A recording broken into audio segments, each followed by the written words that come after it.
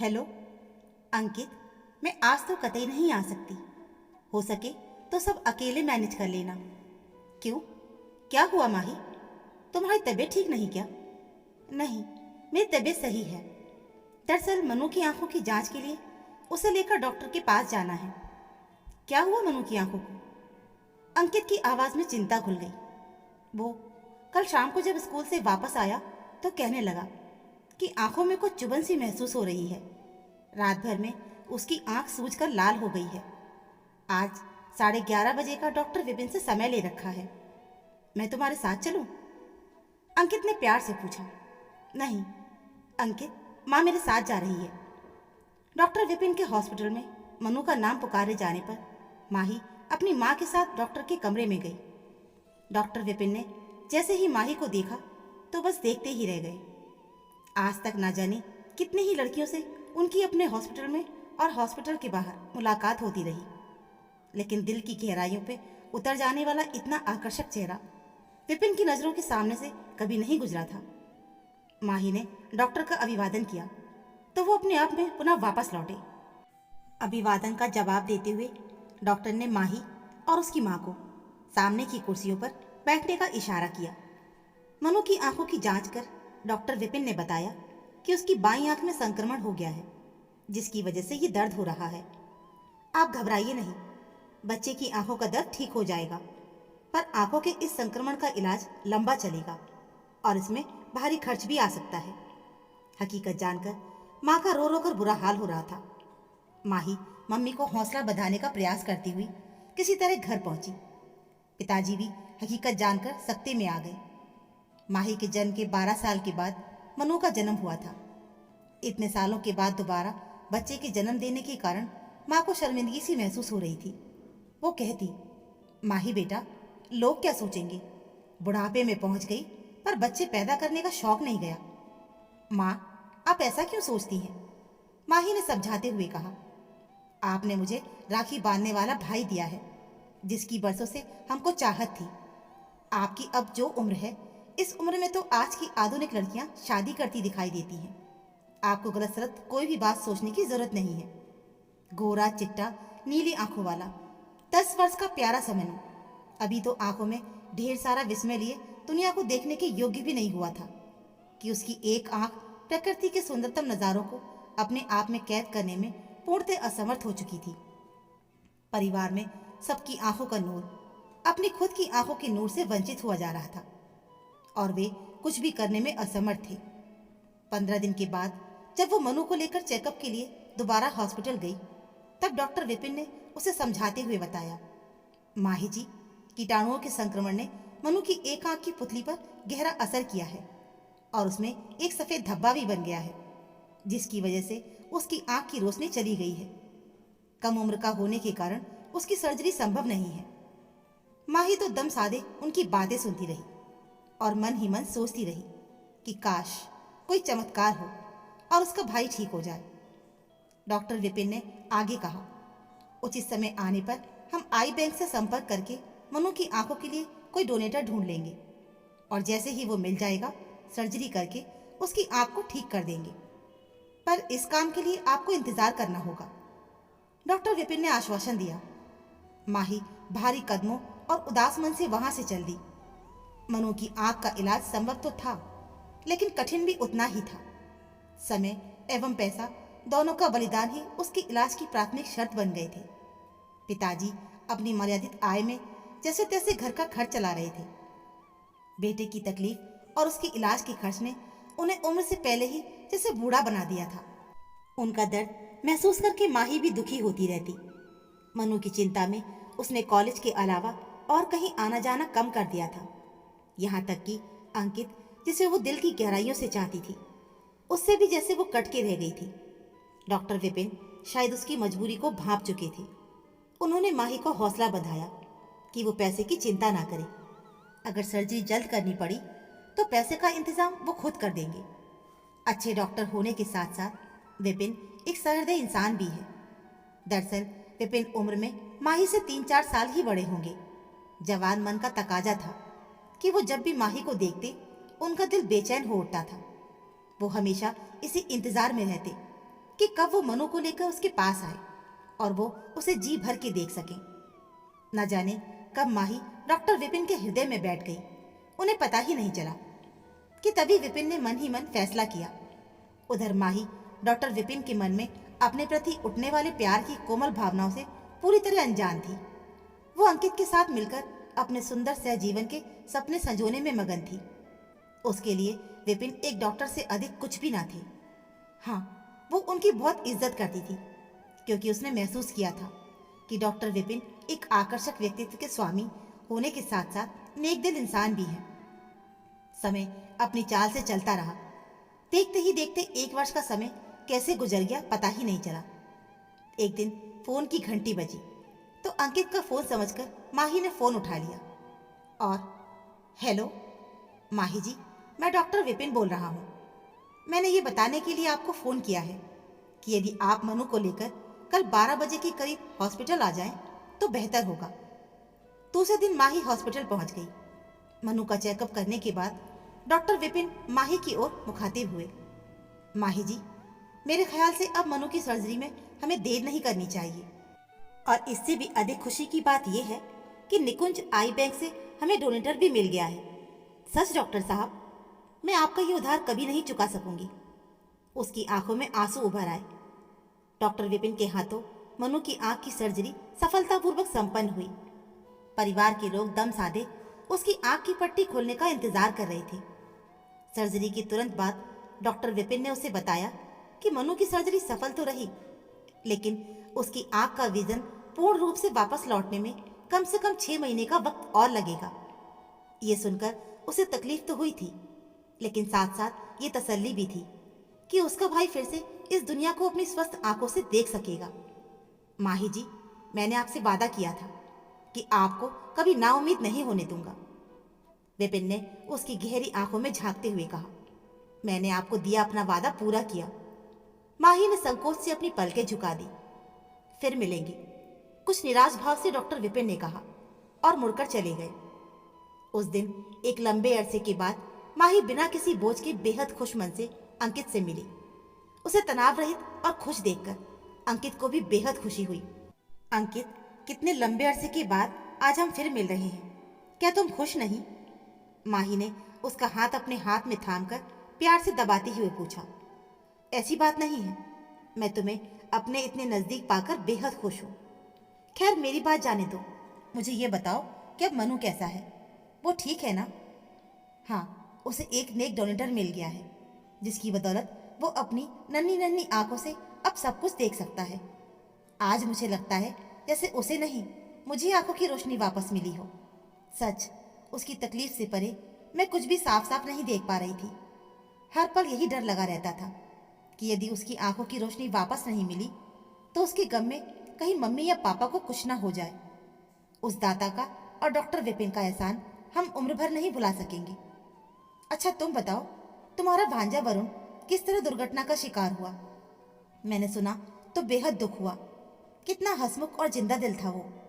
उसकी गहरी नीली आंखों में हर पल जिंदगी के प्रति कितना उत्साह छलकता रहता था। अंकित अपलक उसे देखता रहा। क्या वो कभी उसे बता भी सकेगा कि वरुण की ही आंख से उसका भाई इस दुनिया को देख रहा है? वो मरा नहीं, मनु की एक आंख के रूप में उसकी जिंदगी के रहने तक जिंदा रहेगा। वो बोझिल स्वर में माही को बताने लगा। वरुण अपने दोस्त के साथ मूवी देखने जा रहा था। हाईवे पर उनकी मोटरसाइकिल फिसलकर बस से टकरा गई। उसका मित्र जो मोटरसाइकिल चला रहा था वो हेलमेट की वजह से बच गया और वरुण के सिर के पिछले हिस्से में आई चोट की वजह से गिरते ही वहीं उसी पर उसने दम तोड़ दिया। इतना सब कुछ हो गया और तुमने मुझे कुछ भी बताने योग्य नहीं समझा? अंकित की बात बीच में काटकर माही बोली। माही, तुम वैसे भी मनु को लेकर परेशान रहती थी। तुम्हें ये सब बताकर मैं तुम्हारा दुख और बढ़ाना नहीं चाहता था। कुछ पलों के लिए दोनों के बीच मौन का साम्राज्य छाया रहा। दिल ही दिल में एक दूसरे के लिए दुआएं लिए दोनों जुदा हुए।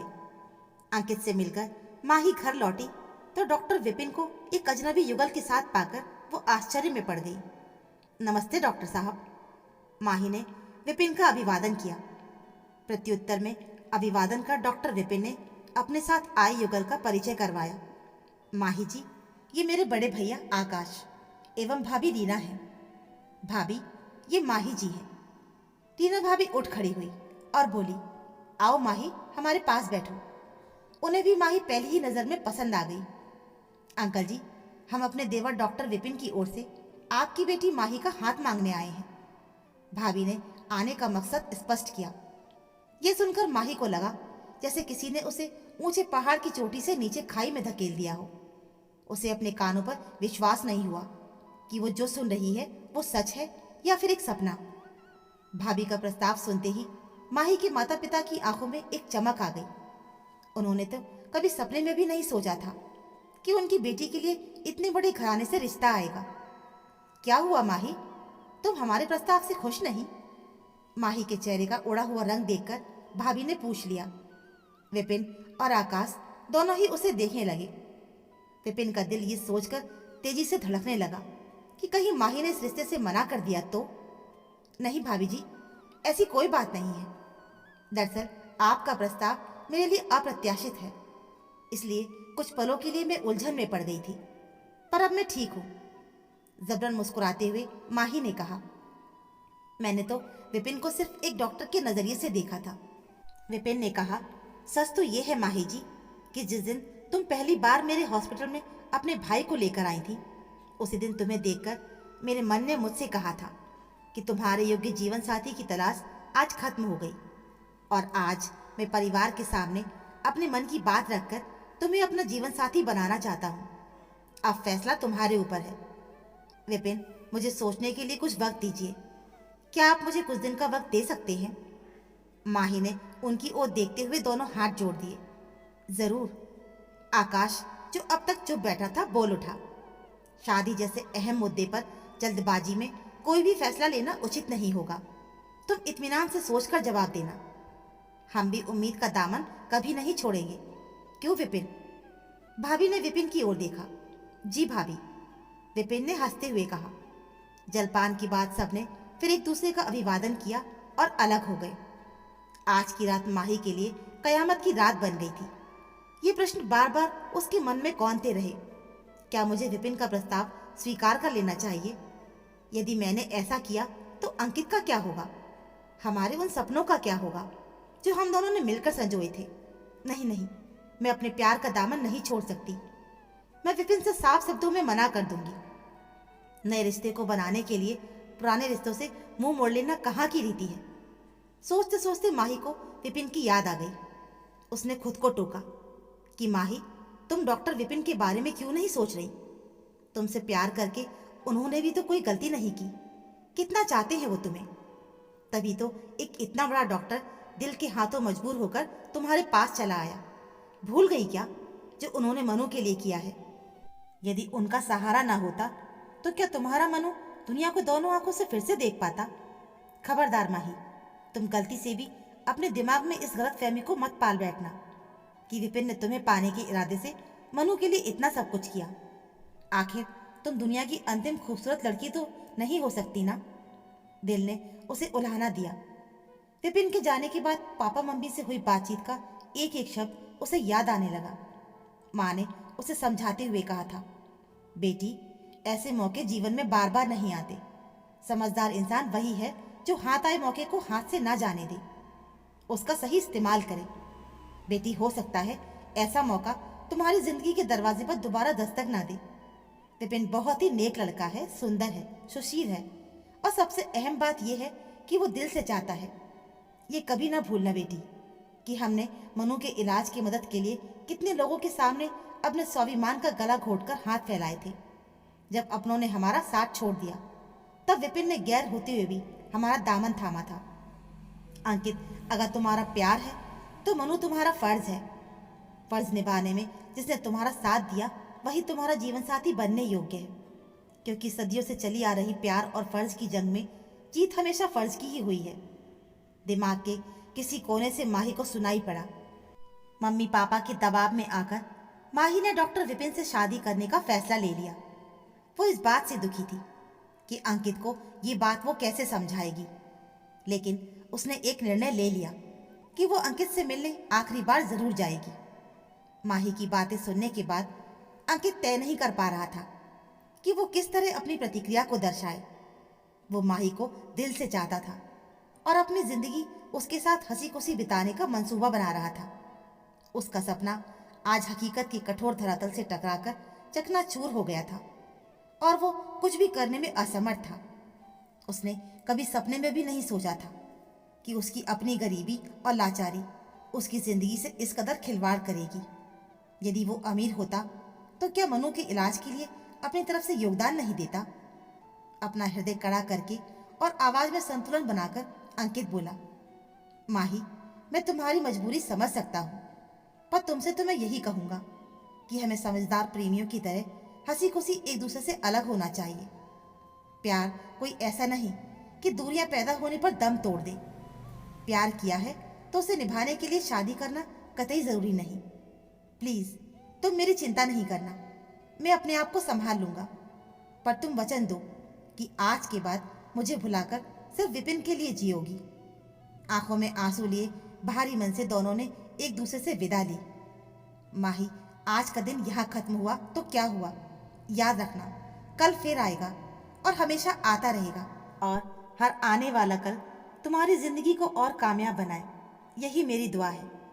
मंगलसूत्र पहनाते समय विपिन की उंगलियों ने जैसे ही माही की गर्दन को छुआ, उसके सारे शरीर में सिहरन सी भर गई। एक एक फेरे की समाप्ति के साथ उसे लगता गया कि वो अपने अंकित से एक एक कदम दूर होती जा रही है। अब उसका आज और कल विपिन के साथ हमेशा के लिए जुड़ गया। माही ने अपने दिल में उमड़ते हुए भावनाओं के तूफान को एक दृढ़ निश्चय से दबा दिया और उसने मन ही मन संकल्प किया कि वो अपने वैवाहिक जीवन को आदर्श बनाने का हर संभव प्रयास करेगी। सुहाग सेज पर सिकुड़ी बैठी माही के पास बैठकर विपिन ने कोमलता से उसका चेहरा ऊपर की ओर इस तरह उठाया कि विपिन का चेहरा उसकी आंखों के बिल्कुल सामने था। वो धड़कते हृदय से अपने पति को देखती रही, लेकिन उसे विपिन के चेहरे पर अंकित का चेहरा क्यों नजर आ रहा है। उसे लगा जैसे अंकित कह रहा हो, माही, आखिर दिखा दिया ना अपना स्त्री चरित्र, धोखेबाज, मैं तुम्हें कभी क्षमा नहीं करूंगा। और घबराहट के मारे माही ने अपनी पलकें भींचकर बंद कर ली। क्या हुआ माही, तुम्हारी तबीयत तो ठीक है ना? विपिन उसकी हालत देखकर घबरा गया। नहीं नहीं, बिल्कुल ठीक हूँ, आप चिंता ना करें। पहली बार आज आपने मुझे इस तरह से छुआ है ना, इसलिए पलकें स्वतः ही शर्माकर झुक गई हैं। कहकर वो अपनी घबराहट पर काबू पाने का निरर्थक प्रयास करने लगी। विपिन जी, पर मैं आपसे कुछ कहना चाहती हूँ, प्लीज मुझे एक मौका दीजिए।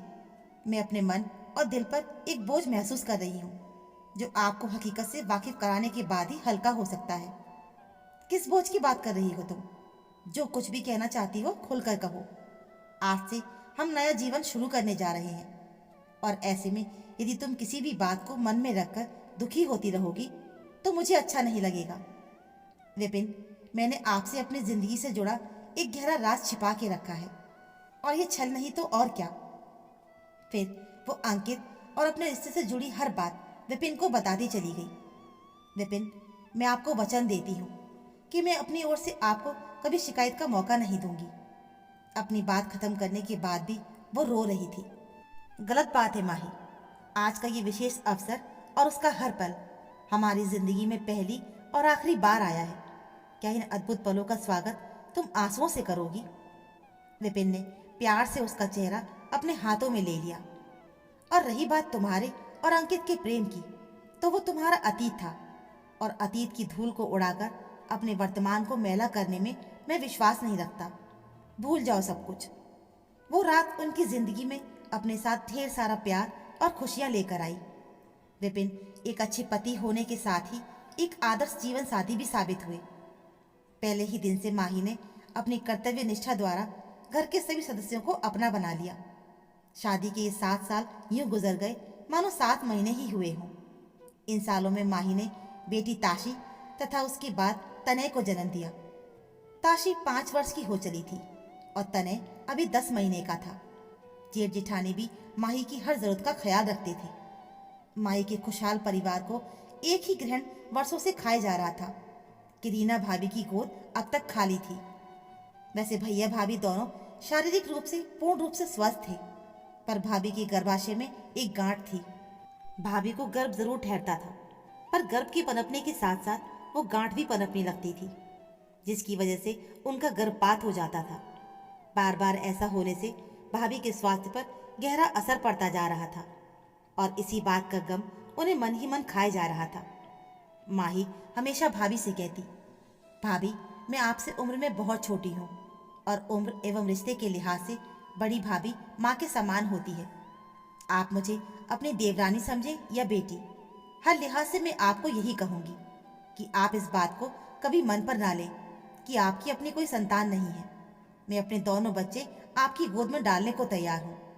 आपको मुझ पर भरोसा ना हो तो मैं कानूनी तौर पर ये कदम उठाने को तैयार हूँ। बच्चे मेरे पास रहे या आपके पास, रहेंगे तो इसी वंश से जुड़े हुए ना। सुनकर भाभी की आंखों में तैरने वाला पानी उसे भीतर तक विचलित कर देता। माँ बाबूजी माही के इन्हीं गुणों पर मोहित थे। उन्हें खुशी थी कि घर परिवार में शांति एवं खुशी का माहौल बनाए रखने में छोटी बहू का योगदान सबसे ज्यादा था। बड़ी बहू भी उसकी आत्मीयता में सराबोर होकर अपना गम बुलाती जा रही थी। माही, रीना भाभी ने उसे आवाज दी। जी भाभी, आज हमें एक खास जगह किसी खास काम के लिए जाना है, तुम तैयार हो ना? भाभी ने पूछा। जी आप कहे तो अभी चलने को तैयार हूँ, लेकिन हमें जाना कहाँ होगा? जाना कहाँ है ये अभी पता चल जाएगा, पर पहले तुम ये तस्वीर देखो। ये कहते हुए भाभी ने एक तस्वीर उसकी ओर बढ़ा दी। तस्वीर देखते ही वो चौंक उठी। अरे ये तो राज है, अंकित का दूसरा भांजा, वरुण का छोटा भाई। माही, ये हमारी लाडली नंद निशा की पसंद है, हमारे घर का होने वाला दामाद। भाभी ने खुशी से खुलासा किया। सच? उसे अपने कानों पर विश्वास नहीं हो रहा था। फिर तो जरूर अंकित से भी मिलने का मौका मिलेगा।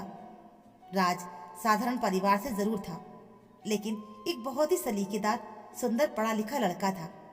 उनकी सगाई के मौके पर एक विशाल पार्टी का आयोजन होटल में किया गया।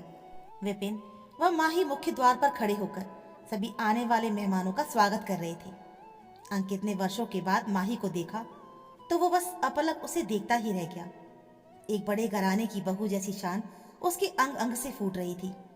विपिन के साथ उसकी जोड़ी इतनी सुंदर लग रही थी कि अंकित ये सोचने पर मजबूर हो गया कि उसने वर्षों पहले जो फैसला लिया था वो उसकी जिंदगी का सर्वोत्तम फैसला था। अंकित ने अपनी पत्नी पूजा से माही का परिचय करवाया। पूजा से मिलकर माही बेहद खुश हुई। वो खुश थी कि अंकित की जिंदगी का खालीपन भरने के लिए पूजा जैसी सुंदर लड़की ने अपना हाथ आगे बढ़ाया था। उनकी भी एक 2 साल की प्यारी सी बेटी थी। सभी इस बात से बेहद खुश थे कि उनका रिश्ता माही के परिवार में होने जा रहा था। विपिन को अपनी ओर देखते हुए पाकर माही ने कहा, विपिन, ये अंकित है, राज के मामा। अंकित साहब, आपसे दोबारा मिलकर मुझे बेहद प्रसन्नता हुई, कहकर विपिन ने बेहद गर्मजोशी से हाथ मिलाया। दोबारा से आपका क्या तात्पर्य है विपिन? माही, तुम शायद नहीं जानती कि हमारा मनु इन्हीं की बदौलत दोनों आंखों से इस संसार को देखने योग्य बना है। अंकित, तुमने मुझसे ये राज क्यों छिपा के रखा? ये कहते कहते माही की आंखें छलक आईं। वो अपने आप को कोसने लगी कि क्यों इतनी छोटी सी बात उसके दिमाग में नहीं आई। मनु की आंखें और वरुण की आंखों में कितना साम्य था। उनकी आंखों का रंग सामान्य व्यक्ति की आंखों के रंग से कितना अलग था। तभी तो मनु की सर्जरी में इतना अरसा लग गया था। क्या वरुण की आंख न मिली होती तो उसका भाई? इसके आगे वो सोच ही नहीं पाई। माही, आज की इस खुशी के माहौल में आंसू बहाकर अपना मन छोटा ना करो। हमें खुशी इस बात की है कि मनु की आंखों में हमें वरुण की छवि नजर आती है। वो आज भी जिंदा है, हमारी नजरों के सामने है। हम उसे देख सकते हैं, छू सकते हैं, वरना वरुण तो हम सबके लिए एक एहसास बन के ही रह गया होता। माही ने मनु को गले लगा लिया। उसकी नीली आंखों में उसे सच में वरुण की परछाई नजर आई। विपिन अंकित की ओर मुखातिब हुआ। अंकित साहब, हम आपसे तहे दिल से माफी मांगना चाहते हैं उस खूबसूरत गुनाह के लिए जो हमसे अनजाने में हुआ। किस बात की माफी विपिन जी? अंकित कुछ समझ नहीं पाया। हमने आपकी चाहत को आपसे हमेशा हमेशा के लिए जो छीन लिया। यकीन मानिए, यदि मैं पहले से जानता तो आप दोनों के सच्चे प्यार के बीच कभी नहीं आता। आप अपना मन छोटा ना करें विपिन जी। पर वो कैसे? विपिन ने हंसते हुए पूछा। उसके दिल का बोझ कुछ हल्का हुआ। देखिए, पहले हम दोनों प्रेमी बनकर मिले, फिर मित्र बनकर जुदा हुए और आज समधी बनकर मिले हैं। ये हमारे प्रेम के अलग अलग स्वरूप हैं। माही, याद है मैंने तुमसे कहा था कल फिर आएगा और हमेशा आता रहेगा। माही ने सहमति में अपना सिर हिलाया। राज एवं निशा ने जब एक दूसरे की उंगली में सगाई की अंगूठी पहनाई तो माही और अंकित की आंखों में एक विशेष चमक लहरा रही थी। तो दोस्तों, हमारी आज की कहानी में बस इतना ही। ये कहानी आपको कैसी लगी हमें कमेंट बॉक्स में ज़रूर बताइएगा। कहानी अच्छी लगी हो तो प्लीज़ वीडियो को लाइक और चैनल को सब्सक्राइब ज़रूर कर लीजिएगा। मिलते हैं फिर एक ऐसी नई कहानी के साथ। कहानी सुनने के लिए आप सभी का बहुत बहुत धन्यवाद।